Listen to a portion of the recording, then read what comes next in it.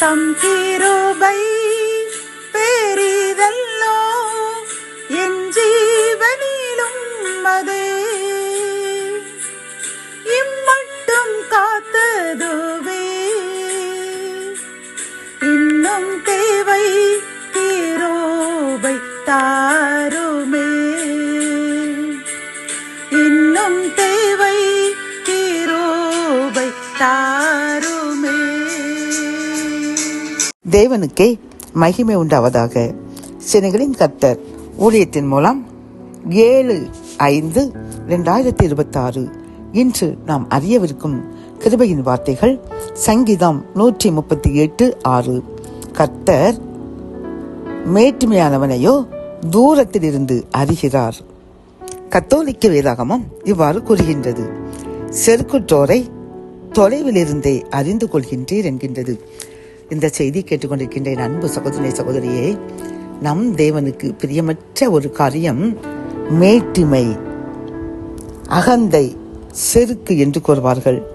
அந்த பெருமையான எண்ணம் மட்டும் அவருக்கு பிடிக்கவே பிடிக்காது. பிரியமானவர்களே, நாம் எவ்வளவு தவறு செய்து மன்னிப்பு கேட்டாலும் மன்னிக்கும் கர்த்தர் நாம் பெருமையாக, அகந்தையாக, மேட்டுமையாக நடக்கும் பொழுது அவர் அந்த காரியத்தை அருவறுத்து நம்மை ஒதுக்கி தள்ள தயாராக காத்து கொண்டிருக்கின்றார்.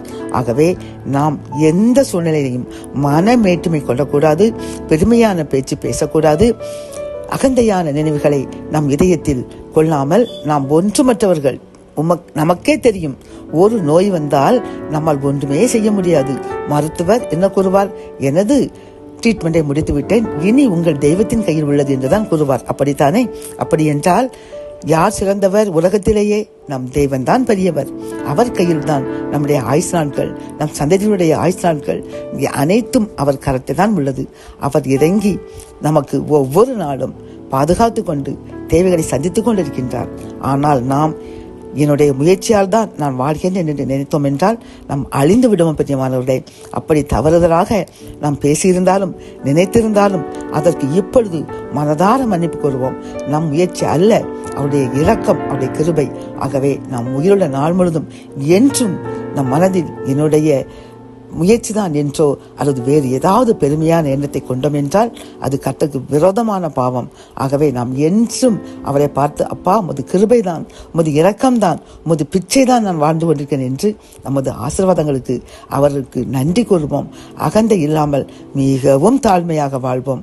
ஆசீர்வாதங்களை இன்னும் மேலும் மேலும் அதிகமாக நாமும் நம் சந்ததிகளும் பெற்று மகிழ்ச்சியாக வாழ்வோம். ஜெபம். என் அன்பு தகப்பனே, இந்த கிருபையின் வார்த்தைகள் மூலமாக அப்பா, மேட்டுமையான மனிதனை நீர் தூரத்தில் இருந்து அறிகிறப்பா, நீர் அகந்தை கொண்டவனை அழித்து விடுவீர், அது எங்களுக்கு தெரியும் அப்பா. ஆனால் நாங்கள் அறியாமல் ஏதேனும் அகந்தையாக பேசியிருந்தாலும் நினைத்திருந்தாலும், நாங்கள் மட்டுமல்ல எங்கள் சந்ததிகள் நினைத்திருந்தாலும் அதற்காக நாங்கள் மன்னிப்பு கேட்கின்றோம் அப்பா. எங்களை மன்னிங்க. நாங்கள் ஒன்றுக்கும் உதவாதவர்கள், உமது கிருபையால் தான் நாங்கள் வாழ்ந்து கொண்டிருக்கின்றோம் அப்பா. நாங்கள் என்றும் மனத்தாழ்மையோடு உமது சத்தத்திற்கு கீழ்ப்படிந்து நடக்க கிருபை தாங்க. மீட்பர் இயேசுவின் முன் ஜெபம் கேளும் நல்ல தகப்பனே. ஆமென்.